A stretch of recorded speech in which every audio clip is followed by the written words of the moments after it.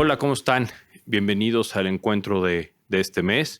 La verdad es que tenemos ahora un invitado de honor, ¿no? José Pablo Coello. José Pablo, que además de ser un gran profesional en la parte deportiva y un tipo que conozco desde hace tiempo la carrera, me toca verlo todos los domingos desde la televisión en diferentes roles, ¿no? Creo que es alguien que nos puede traer a la mesa cosas muy interesantes para el encuentro de este mes. José Pablo, bienvenido, muchas gracias por tu tiempo. A ti, Sergio, un abrazo fuerte. Me habría encantado estar ahí en persona, pero bueno, pues de las cosas buenas que nos deja la pandemia es que nos podemos conectar. Este es el mismo sistema que yo uso para hacer mis podcasts y muchas cosas de chamba, entonces me siento como en casa. Gracias y un saludo a la gente que por acá nos ve. Muchas gracias, José Pablo. Oye, a ver, creo que, o sea, a mí lo que me impresiona leyendo tu currículum y viéndolo, ¿no? Son, yo diría, las tres etapas de José Pablo, ¿no? La primera etapa, una etapa, lógicamente, de tu relación con el deporte, ¿no? Que soy testigo que viene de hace muchos años. Sí. La segunda etapa, tu formación académica, realmente con un currículum muy impresionante, ¿no? Y la tercera, tu involucramiento en medios digitales, José Pablo, ¿no? Que creo que esas tres etapas, digamos que no, cuando vemos a la gente, como es tu caso en la televisión, no sabemos realmente muchas veces qué es lo que hay atrás, ¿no? Sí. En tu caso, ¿no? Creo que hay cosas bien interesantes. Entonces, a ver, José Pablo, ¿cómo te enganchaste en la parte deportiva y cómo decidiste tomar esto como una carrera? A ver, pues mira, yo siempre fui muy fanático a los deportes, literalmente desde que me acuerdo. Y yo creo que en mi casa o mi mamá o mi papá veían una u otra cosa, ¿no? En la televisión de entonces, ¿no? Que era una televisión donde había 5 o 6 canales y nada más, ¿no? Pero o veían el fútbol o un mundial o un torneo de tenis, etcétera. Entonces, desde muy chico me apasionaban mucho los deportes, ¿no? Y me hice fanático de equipos de béisbol, de los Diablos Rojos del México, por ejemplo, de tenistas. Desde muy chavito seguía yo a Bjorn Borg y cada vez que perdía me volvía yo loco. Fui muy fanático del Cruz Azul, de los Acereros de Pittsburgh, equipo que hasta ahora todavía ahora sí que me mueve el corazón, en fin. Pero desde muy chiquito, ¿no? De mis primeros recuerdos, a mucha gente seguramente le pasa con otros temas, pero a mí me dicen, oye, ¿te acuerdas cuando tenías 5 años? Pues yo digo, a ver, sí, pues era el 77 y me acuerdo que fue este Super Bowl o que fue esta final del Mundial o tal, todo lo relaciono así, ¿no? Y la primera vez que pienso que puedo hacer de esto una chamba, yo tenía 16 años, yo no sé si tú te acuerdas, pero en México hubo un año que en enero surgió algo que se llamaba la inversión térmica, que eran unos problemas de contaminación muy poderosos, ¿no? Los IMECAS, ¿no? Pues creo que antes, Sergio, ya no sé, pero el tema es que se daba cuando hacía mucho frío, ¿no? Y en enero en México, pues siempre ha hecho frío. Y ese año decidieron que todo el mes de enero no íbamos a ir a la preparatoria. Yo creo que tú todavía estabas en prepa en esos años porque somos más o menos de la misma generación. Y mi mamá me dijo, pues está muy bien lo de las vacaciones, qué buena onda, pero ni creas que aparte de las 2 semanas de diciembre aquí te vas a quedar. Entonces, a ver qué te vas a poner a hacer, ¿no? Y el papá de un amigo que tenemos en común, que es Raúl Martínez Hostos, banquero muy exitoso de la tienda de enfrente, era director de una estación de radio, ¿no? Entonces yo lo conocía a él de toda la vida. Raúl es mi amigo desde los 6, 7 años. Y le hablé a Raúl papá, le dije, oye Raúl, fíjate que me gustan los deportes, quiero ver si en medios puedo hacer algo. Me dice, vente el domingo, tengo un programa que está empezando con Raúl Orbañanos, te lo voy a presentar, ¿no? Así de fácil, de simple, de afortunado. Circunstancial. Pues sí, fui, conocí a Raúl, yo creo que le caí muy en gracia, yo tenía 16 años, ¿no? Entonces, pues dijo, a ver, vente, aquí hay que trabajar todos los domingos, ¿puedes? Sí, claro que puedo, y así me arranqué, y de ahí, bueno, pues una cosa llevó a la otra, y esa fue, digamos, la puerta inicial de entrada. Después se me han abierto muchas otras más con una enorme fortuna, lo debo reconocer, y he podido estar en esto 35 años, ¿no? Y te soy muy franco, Sergio, todavía hay días que no estoy muy seguro de que esta pueda ser como mi única chamba. Siempre por eso he hecho más cosas, ¿no?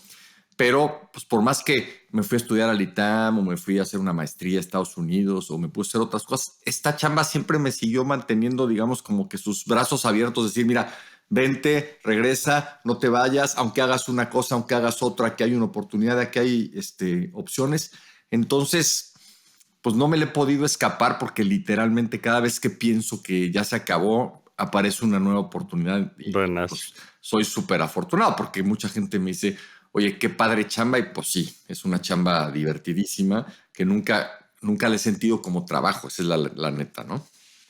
Eso, José Pablo, creo que ahí viene una de mis primeras preguntas, porque claramente, digo, y lo podemos, creo que es válido decir, fuimos compañeros de escuela, ¿no? Ujú, sí. Y José Pablo ya tenía, fuiste yo creo que el primero que tú venía un trabajo formal, ¿no? Sí, Porque tú entraste con trabajo formal, correcto. justamente, ¿no?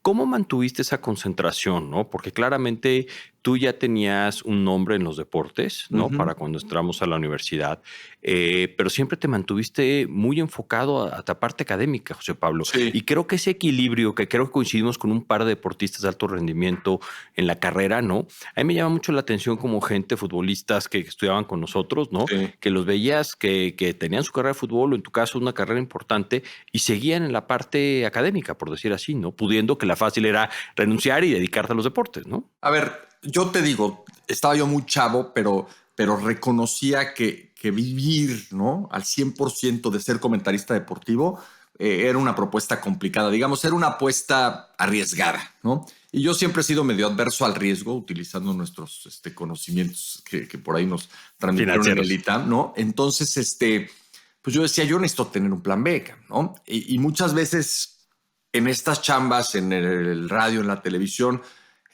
yo entraba diciendo, oigan, todo bien, yo me la rifo chambeando horarios en los que haya que chambear extra, lo hago fines de semana, lo que me digan, pero no pienso dejar la carrera y no pienso hacer semestres de una materia, de 2 materias, de 3 materias. Yo admiro mucho, por ejemplo, a Memo Cantú, ¿no? Que fue futbolista y que terminó en el ITAM porque Memo se tardó muchos años porque de repente pues, se Sí. tenía que ir a jugar fuera, no siempre estuvo como jugador en el DF, ¿no? Y algunos otros que nos tocó en donde pues sí les costaba más trabajo. Y para mí el ITAM era prioridad, o sea, yo tenía que meter, pues no sé, eran 5 o 6 materias por semestre, hacer veranos, tal, y yo quería terminar en 8 o 9 semestres, ya no me acuerdo cuánto era, por encima de cualquier otra cosa, ¿no? Entonces, pues hubo que ser disciplinado, organizado, pero sí tener muy claro pues que era una muy buena oportunidad tener una preparación como la del ITAM, ¿no? Lo único que a mí me faltó en el ITAM, y siempre lo platico y más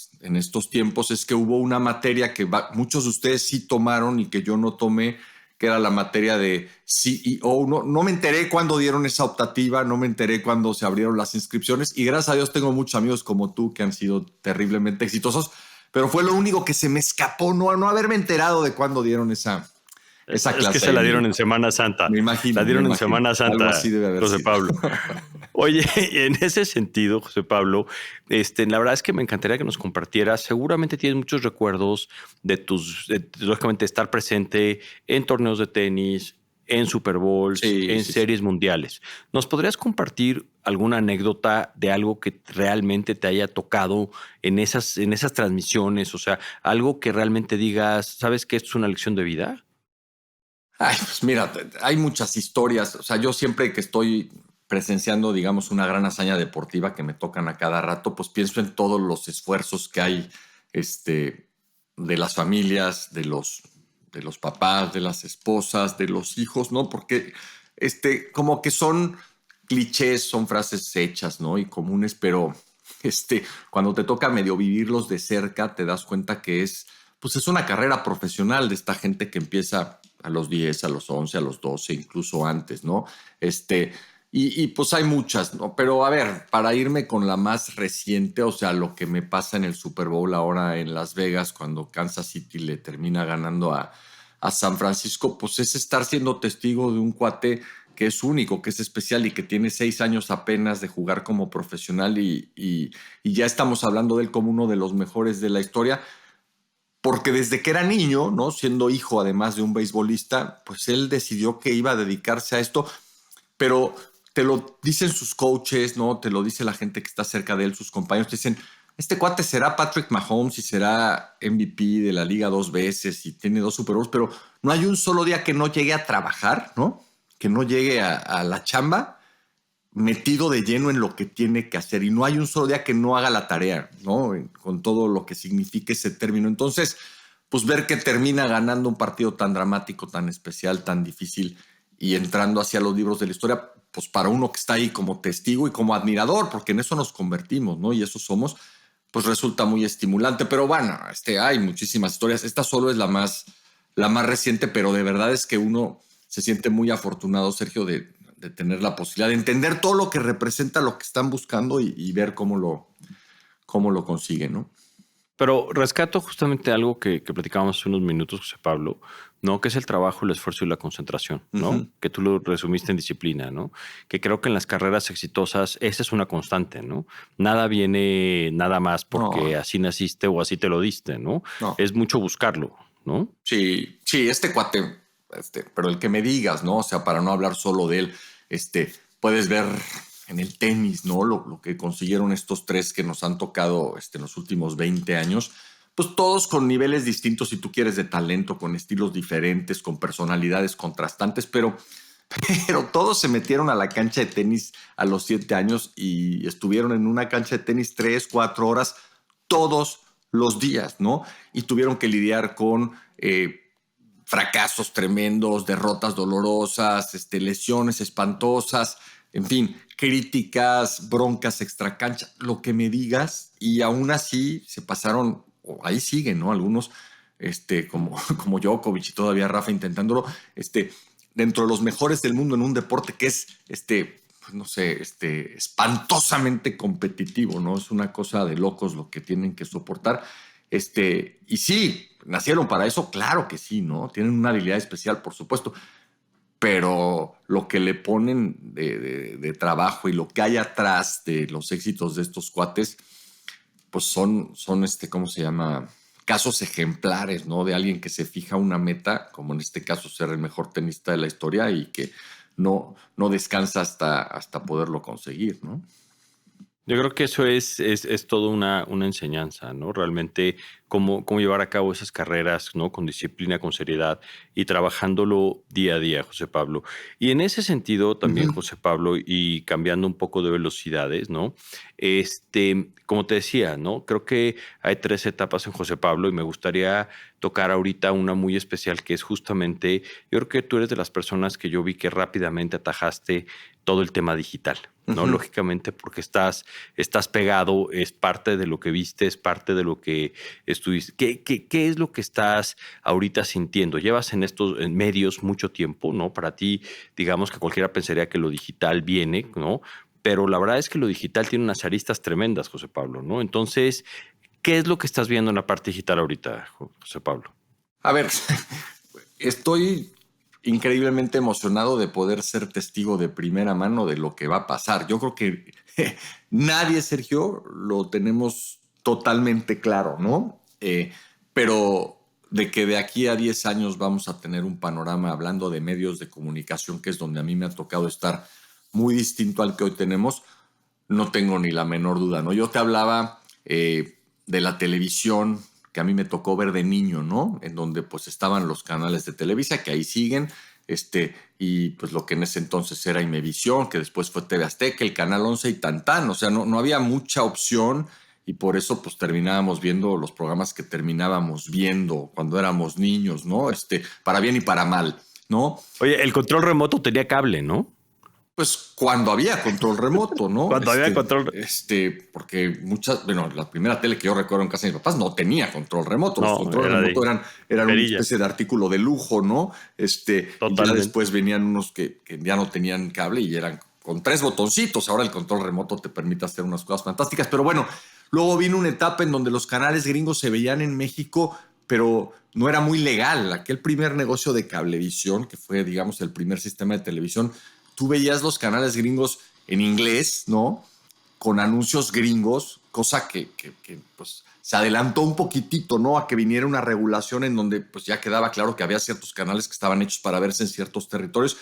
Y así me ha ido tocando ver todas las etapas, la llegada de pues, la televisión por microondas, primero aquella MBS, después la televisión satelital, pero sin duda la gran explosión la trae pues, el surgimiento y la masificación del Internet y estas nuevas ofertas que están provocando que haya los que cortan el cable o los que nunca contratan el cable. Y ese es un proceso que ya no se va a detener, ¿no? O sea, la televisión por cable lentamente, pero creo que de manera irremediable seguirá perdiendo suscriptores y atractivo y tendrá que defenderse con otros digamos, productos que no necesariamente sea la entrega de video, ¿no? Entonces, pues veo una lucha apasionante. Si te soy muy franco, siento que para, digamos, las grandes empresas, te voy a hablar del deporte, que a lo mejor es donde yo más me centro, ¿no? Para estas, por ejemplo, de la NFL, Sergio. La NFL en Estados Unidos siempre le ha vendido sus derechos de transmisión a las grandes televisoras, ¿no? Y tiene un paquete que valen miles de millones de dólares cada uno, un paquete importante CBS, un paquete importante CBS los domingos, NBC los domingos en la noche, Fox los domingos en la tarde, ESPN los lunes. Pero ya la NFL ha estado haciendo las cosas muy bien y empieza a hacer una transición para abrirle la puerta a las OTTs y a las empresas, a las grandes empresas del mundo digital. Entonces Amazon tiene los partidos del jueves por la noche en exclusiva en Estados Unidos y se va a DirecTV como el proveedor de muchos años del famoso Sunday Ticket que te entrega todos los partidos y entra a YouTube. Entonces ya tienes a 4 grandes televisoras, digamos, tradicionales que ahí siguen y que pagan, no sé, todas juntas 10 mil millones de dólares al año o 15 mil millones de dólares al año. Pero ya de esas 4 ya tienes a otras 2, ¿no? Que son las digitales. Estos derechos van a durar otros 7 u 8 años hasta por ahí del 2031, si no estoy mal. Y yo te puedo apostar que, digamos, difícilmente va a haber 4 televisoras que vayan a poder mantenerse en la estructura actual, ¿no? Compitiendo por esos derechos. Y hablo de la NFL, pero esto aplica en el mundo del deporte para cualquier liga, ¿no? Entonces, ahí está Amazon, que creo que no se va a ir. Ahí está YouTube, que tampoco se va a ir. Pero nada me extrañaría que empiece a aparecer Apple y que empiece a aparecer por ahí alguna otra de las grandes tecnológicas como Netflix, ¿no? Netflix ya compró hace un par de meses los derechos para ser, digamos, el poseedor de las transmisiones de la WWE, que es una empresa muy exitosa de lucha libre, que es una empresa pública que se fusionó recientemente con la UFC. Y entonces ya es el primer paso de Netflix. Entonces estamos viendo, ¿no?, que esos derechos de televisión, de esos derechos deportivos, Sergio, son muy probablemente el último motivo por el que la televisión lineal sigue existiendo. O sea, digamos, es un partido de fútbol el único motivo por el que tú te sientas a ver, regresándonos a México, el Canal 2 así a una hora específica, ¿no? Quizás algo de noticias, pero en general ya cualquier cosa que tú quieras ver, pues lo ves a la hora que tú decides, ¿no? La serie que le gusta a tu mujer, etcétera. Pero los eventos deportivos, esos sí son Appointment TV, ¿no? Y esos derechos era de lo poco que estas grandes televisoras y los sistemas de televisión de cable que tienen estas televisoras dentro de su paquete o dentro de su bundle, los mantenía vivos. Si empiezan a perder esa posibilidad de comprar esos derechos y las tecnológicas se les van por delante, creo que podríamos ver el final acelerado de estas enormes compañías muy exitosas mucho tiempo, pero que pues la tienen muy cuesta arriba, porque pelearte contra Amazon, pelearte contra Google, pelearte contra Netflix, pelearte contra Apple, pues está complicado. Tú conoces más de tamaños y de market caps y eso, pero son empresas muy grandes, muy fuertes que claramente están generando una disrupción increíble en el mercado del entretenimiento, pero en concreto en el mercado de los deportes. Oye, José Pablo, y justamente en el mercado de deportes, ¿no? Dime una cosa. ¿Cuál es el papel de un cronista? O sea, es una pregunta muy básica, muy sencilla. Sí. Pero yo sí tengo preferencias de utilizar un medio u otro medio por los cronistas. Claro. En tu experiencia, o sea, el show es el partido, claramente, ¿no? O el encuentro, la pelea, o sea, lo que vaya a ser, ¿no? Pero, ¿cuál es el papel del cronista en ese sentido? Pues mira, yo creo que es un complemento para que la oferta en términos de espectáculo sea más atractiva que la de la tienda de enfrente, si es que estás compitiendo, digamos, al mismo horario con el mismo evento, o para la enorme lista de alternativas que tienen hoy quienes tienen un control remoto, como tú decías, si pueden ver una serie, una película o un partido de fútbol americano, o irse al cine, o irse a un restaurante. O sea, estamos compitiendo. Aquí el tema es el tiempo, ¿no? O sea, ¿cuánto tiempo está dispuesta la gente a dedicarnos? Y como tú dices, el elemento central es un partido, pero a veces los partidos no resultan ser tan atractivos como la gente supone, y es ahí donde la labor de un buen cronista, de un buen comentarista, de un buen narrador se vuelve un poco un poco más importante, un poco más relevante, para captar la atención, los ojos, que es de lo que vivimos quienes trabajamos en los medios, ¿no? Entre más gente nos ve, mejor nos va a todos. Y en ese sentido, yo creo que uno de los deportes que el papel del cronista, a mi gusto, digo, siendo nada más un espectador, es más importante en el béisbol, porque no es un deporte tan dinámico como otros deportes, ¿no? Sí. Realmente narrar, o sea, 9 innings de un juego perfecto, debe ser una labor compleja, ¿no? Bueno, narrar un juego perfecto es algo que solo le ha tocado a veintitantos cronistas, porque casi nunca pasa. Si a mí un día me tocara narrar un juego perfecto, me podría yo, ¿cómo se llama?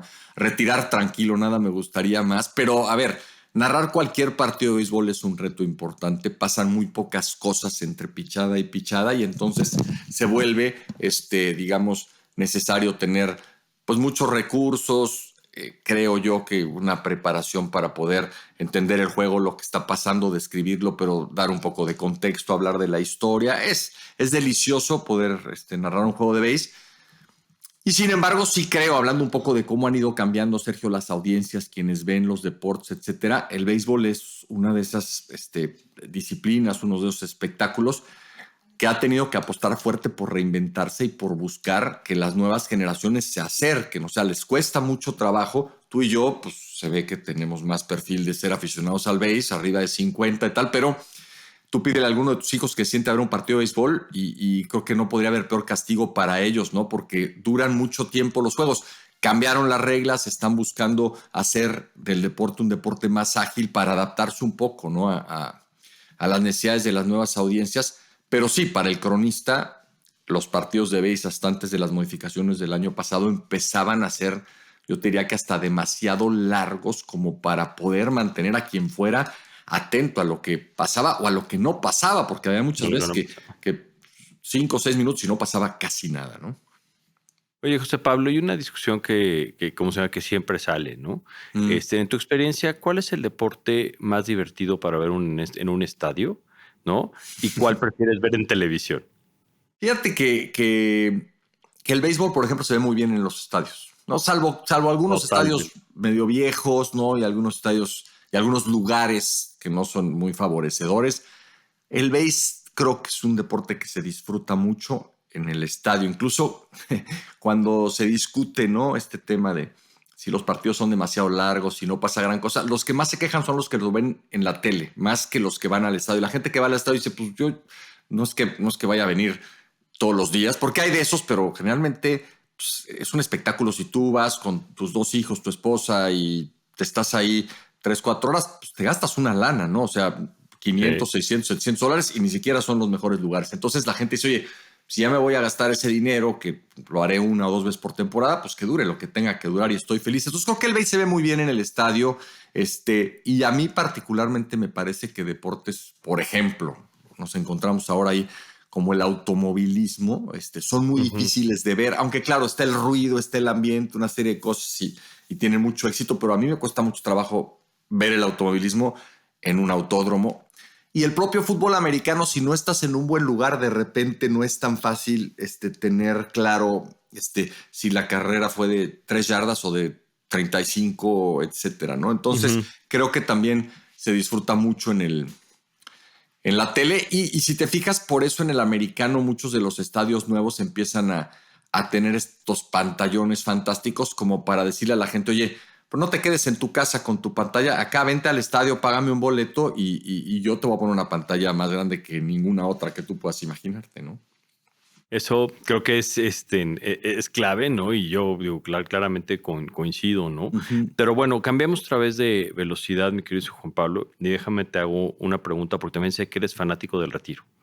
¿A qué me Sí, refiero? sí, ¿No? sí. Eres una persona que siempre tenemos pláticas importantes acerca de cuándo va a llegar el momento de retirarnos, de cómo ahorrar, cómo forjar un futuro, ¿no? Que eso también creo que es algo que por lo menos claramente en BlackRock y yo personalmente, así como tú, nos Ujú. estamos todo el tiempo preocupando, ¿no? En ese sentido, José Pablo, como conductor, ¿no? O bueno, perdón, como cronista, como Ujú. poseedor de un micrófono, también tienes una responsabilidad social Sí, muy importante, claro. ¿no? Porque o sea, la gente te ve, te escucha.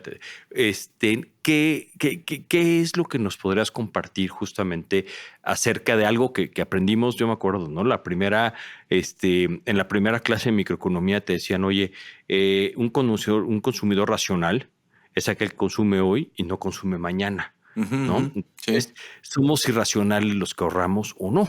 ¿No? Esa es la gran pregunta. Entonces, José Pablo, ¿tú cuál sería el consejo que estás viendo desde tu punto de vista otra vez? Desde un comunicador, porque eso es lo que eres al fin y al cabo, pero también un profesional de inversiones, ¿no? ¿Qué consejo nos darías desde ese punto? Desde el punto de vista, insisto, no solo trabajo personalmente, pero o sea, no solo trabajo, también personal, José Pablo. A ver, Sergio, yo te voy a ser muy franco, ¿eh?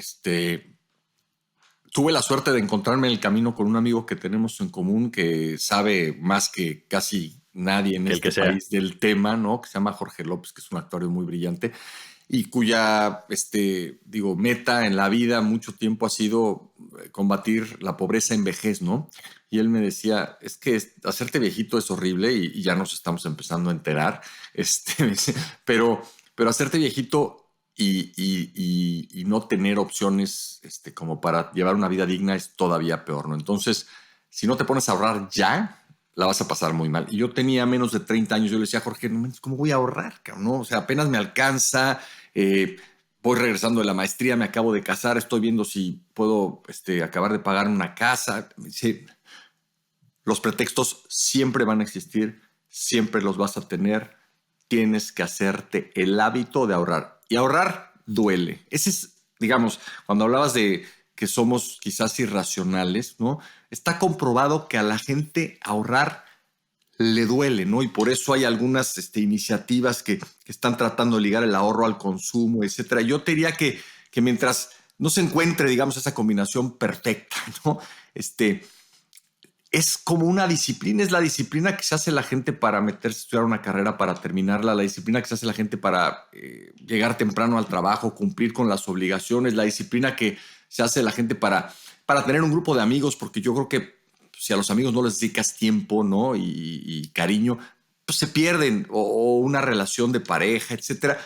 Es un poco eso. Para mí el ahorro es decir, oye, yo necesito destinar el porcentaje que ustedes decidan, ¿no? Y ahí hay que meterle un poco a las cuentas, ya cuándo te quieres retirar y cuánto quieres tener, etcétera, etcétera. Pero es empezar joven y hacerlo todos los meses o todos los años, lo que más se les facilite, todas las quincenas, quítenle un porcentaje a su quincena que ya llegue rebajada, porque está muy claro que ni los empresarios ni el gobierno pueden, ni van a poder nunca, por más que se diga otra cosa, ¿no? Poner lo que hay que poner en la caja de ahorro de una persona para que a los 65 años, 65, 70 pueda retirarse y llevar una vida digna. Si no ponemos nosotros una parte, la cosa se va a poner complicada y vaya, cada quien en sus diferentes niveles y en sus diferentes posibilidades hay que generarse esa cultura del ahorro. Sergio, y digo, opciones para invertir, pues para eso están ustedes, que son los especialistas y etcétera, como para que el dinero no vaya perdiendo valor en el tiempo. Y la verdad es que creo que ahora se puede hacer pues desde un celular, ¿no? O sea, muy fácilmente con opciones, pues yo diría baratas, prácticas, fáciles, al alcance de cualquiera. Entonces, creo que ya no hay pretextos que a lo mejor pudo haber habido hace 20 o 30 años cuando tú y yo tendríamos que haber empezado a ahorrar. Hoy, literalmente, estás a un clic de decir, oye, abro esta cuenta, me va a pagar cuando menos la inflación y le voy a ir metiendo. Y es una mejor opción que querer a los 50 años decir, ahora sí voy a empezar a ahorrar. No, pues ahora sí ya no te va a dar tiempo porque no hay dinero que Ya alcance. no. No, y en ese sentido yo siempre he dicho que el retiro es tan personal como el cepillo de dientes, ¿no? Es una decisión que la tiene que tomar uno consigo mismo. Yo estoy de acuerdo que mucha gente la vemos y nos duele separar algo, ¿no? Creo que el hecho de que la gente cada vez más tenga esa avidez, porque sí creo que hay un poco más de conciencia cada Ujú. vez, ¿no? Acerca de estas diferentes opciones, ¿no? Y justamente ahí, José Pablo, vuelvo Sí. a tocar un tema acerca de la parte digital, ¿no? Ujú. Y, y regreso, porque te quedé con el retiro. que alguna vez me tocó oír a Jeff Bezos que decía que los grandes negocios, o la clave de su negocio, era justamente quitar fricciones. Sí. Lo que quite fricciones de la economía es lo que va, y es lo que viene en la parte digital, ¿no? Y en el ahorro, ¿no? Pues es un poco lo que yo te decía, ¿no? Vaya, yo empecé, digamos, en una etapa muy anterior, ¿no? Y te mentiría si te dijera que utilizo alguna de estas tecnologías nuevas para mandar dinero a mi Afore o para tener una cuenta, etcétera. Y lo hago más, digamos, a través de un space, si lo quieres llamar así, ¿no? Pero no lo dejo de hacer. Pero hablando de fricción, creo que hoy prácticamente no existe. O sea, si tú tienes, a ver, sé que no toda la población está bancarizada, pero si tú tienes un pago de nómina en alguna cuenta bancaria, puedes de verdad con un clic tener una cuenta en donde puedes invertir en CETES a partir, no sé, creo que son 100 pesos o 200 pesos, 1000 pesos, no sé, o sea, muy al alcance, como tú decías, sin fricción y cada vez más alternativas de quienes, pues, habría que revisarlos bien y saber con quién estás trabajando, pero te dan esas opciones. Entonces, yo sí creo que hoy ese pretexto tecnológico para quienes están bancarizados ya no lo hay. Pero incluso para quienes no están bancarizados, me parece, Sergio, tú eres mucho más conocedor de este tema, evidentemente, pues cada vez hay más opciones, ¿no? De entrar de alguna manera, aunque sea chiquita, rápida, fácil, al sistema bancario. Y por más que quizás tu negocio sea en la economía informal o estés, digamos, más viviendo en el efectivo, creo que puedes también con cierta facilidad, con muchos puntos de pago en casi todo el país, empezar a tener parte de esa lana guardada en medios un poquito más seguros que el típico por debajo El del colchón. colchón, ¿no?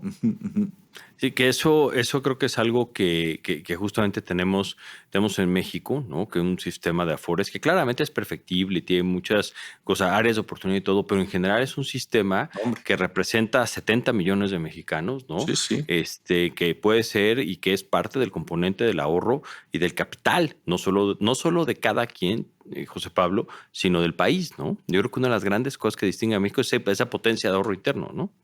Sí, a ver, se critica mucho, ¿no? Y no, vaya, al final, como tú decías, no siempre se pueden hacer las cosas mejor y yo sí creo que hay espacio, ¿no? Para que crezcan las aportaciones, para que, digamos, que lo que cada trabajador tenga cuando llegue a su edad de retiro sea, digamos, una cantidad proporcionalmente más cercana, imposible que sea la misma, pero más cercana a sus últimos ingresos. Pero hay un chorro de gente que increíblemente ni siquiera sabe que tiene una Afore a su nombre, ¿no? Que alguna Increíble. vez se abrió, que ahí está, que quizás tenga incluso dinero, ¿no? Y basta con buscarla a través de mecanismos muy sencillos, con un RFC o con un CURP, como para saber si tienes una cuenta ya abierta en donde ya podrías empezar a poner dinero a partir de mañana, ¿no? Y ahí empezar a resolver, al menos en parte, ese momento de la vida en donde pues ya no tendrás la energía ni las condiciones para seguir siendo tan productivo como en los mejores años, ¿no? En BlackRock le llamamos la crisis silenciosa, ¿no? Claro. Porque justamente es una crisis, la del retiro, que muy probablemente nadie querramos hablar de ella. Lo dijiste muy bien hace rato. Nadie queremos aceptar que estamos viejitos, ¿no? O que Exacto. vamos acercándonos más Sí, sí, sí. a esas posiciones, ¿no? Y es una realidad que llega un momento para cuando te das cuenta quizá ya sea tarde, ¿no? Oye, José Pablo, a ver, preguntas rápidas. ¿Tu Venga. jugador favorito de fútbol americano de toda la historia? A ver, mira, yo le voy a los acereros de Pittsburgh, entonces en mi corazón hay dos o tres de aquel equipo grande de los años 70, pero si tuviera que escoger uno, escogería a Jack Lambert, que fue un apoyador temible y con una imagen así Impresionante. muy particular. Pero te digo una cosa, hoy por hoy, lo que hace Patrick Mahomes, a mí nunca me había tocado que alguien lo hiciera como lo hace él. Y he visto americano 40 y tantos años. Este cuate es diferente. No le voy a los Chiefs, ¿no? Pero soy fan de Patrick Mahomes, aunque me critiquen. Oye, por arriba de Brady. ¿Sabes qué? No sé si Mahomes vaya a ganar lo que ganó Brady. Eso lo veremos, ya sabremos. Mahomes es mucho mejor de lo que era Brady después de los primeros 6 años de cada uno en la NFL, que es, digamos, donde creo que el comparativo medianamente se puede hacer de una forma De justa. acuerdo. ¿Jugador de béisbol favorito? Fíjate que nunca fui muy fanático de un jugador de base, pero fui muy, muy, muy, muy fan de los Diablos Rojos del México y había un tercera base que se llamaba Nelson Barrera que desafortunadamente tuvo un accidente y se nos adelantó, que me tocó como fan y luego empezando a chambear, narrar sus partidos. O sea, tuve esas dos partes, lo llegué a conocer, entonces tiene ahí como un lugar especial en mis recuerdos de chavo, de niño, de joven y después ya, digamos, de incipiente comentarista. Como se sabe, soy yucateco, entonces me acuerdo bien, soy fan de los Leones de Yucatán, Ah, claramente, bueno, ¿no? había unos Fernando Villaescusa, agarrones. tremendo shortstop, ¿no? Sí, sí, Y sí, lógicamente Fernando Valenzuela, ¿no? Que también, o sea, correcto. realmente, ¿no? Estuvo justamente jugando en los Leones de Yucatán, ¿no? Sí, sí, sí. Y más difícil, porque sé que además no necesariamente es tu favorito, pero jugador de fútbol. No, mira, yo, a ver, antes que hacerme fan de cualquier otra cosa, fui muy, pero muy aficionado al fútbol, ¿no? Entonces, vi muchísimo fútbol. Fíjate que yo siempre he sido medio contreras, entonces, en aquellos años de Maradona, al que yo seguía muchísimo era Zico, el 10 de Brasil, me encantaba Zico, ¿no? Entonces, y como que siempre aquellos que se vuelven los grandes ídolos en la niñez, ahí se quedan, o sea, a ver, Maradona fue mejor que Zico, por supuesto, Messi, muchos han sido mejores que él, pero yo como que fue de mis primeros grandes amores, ¿no? De acordarme, Ujú. yo quería la playera 10 de Brasil para ponérmela y aprenderle a pegar como él, ¿no? Entonces, hay muchos en la lista, pero ese fue de los primeritos que recuerdo que me encantaba verlo. Interesante que lo dijiste porque siempre se ha preguntado si Zico hubiera existido sin Sócrates. Pues No, era un pero es equipazo aquel de a lo Brasil. que quiero llegar es al trabajo en equipo, José Pablo. Sí, ¿No? sí, sí, sí. Muchos de los jugadores, digo, salvo tu mejor opinión que hemos estado hablando ahorita, pues son un equipo completo, no es nada más la estrella, ¿no? Sí, a ver, Sergio, aunque hay posiciones más importantes, ¿no? El quarterback, por ejemplo, en el fútbol americano, o quizás el 10 en el fútbol. En deportes de conjunto, ¿no? El reto más importante del entrenador, para mí, más allá del esquema, de si vas a jugar con una defensa 4-3 en el americano, o si vas a traer al pitcher en la séptima o en la octava en el base, o si vas a poner el 4-4-2 y esas cosas. No, no, no. Para mí, la labor de los de pantalón largo es el manejo del personal, ¿no? Las relaciones humanas, que son terriblemente complicadas, ¿no? Y que en un equipo de trabajo, pues a ti te toca vivirlo, son la clave para que una organización funcione. Y en un equipo deportivo, el reto es terriblemente más complicado porque generalmente son tipos todos que son los mejores en lo que hacen muchas veces del mundo, ¿no? Y si no, están entre los mejores 50, 100, o sea, son tipos francamente excepcionales que en un momento dado tienen todos, ¿no? Que dejar de pensar en sí mismos para pensar en el bien de esta organización. Entonces, los ejemplos de cómo han gestionado algunos genios, ¿no? Del trabajo como entrenadores, para mí pasa más por haber sido capaces de manejar el vestidor, los egos y las personalidades, que en si a la hora buena mandó la jugada importante o no. Yo le doy mucho más peso a tener a tu gente metida, comprometida y de lleno, digamos, convencida de que vale la pena sacrificar lo individual por lo colectivo, que te digo, temas estratégicos a los que a veces, por mucho que les queremos dar peso los expertos, no son tan trascendentes desde mi punto de vista.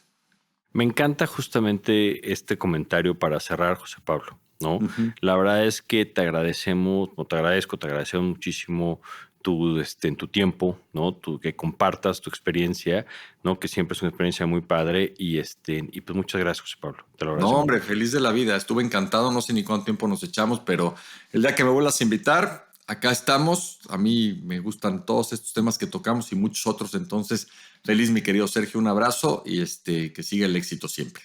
Igualmente, José Pablo, muchas gracias.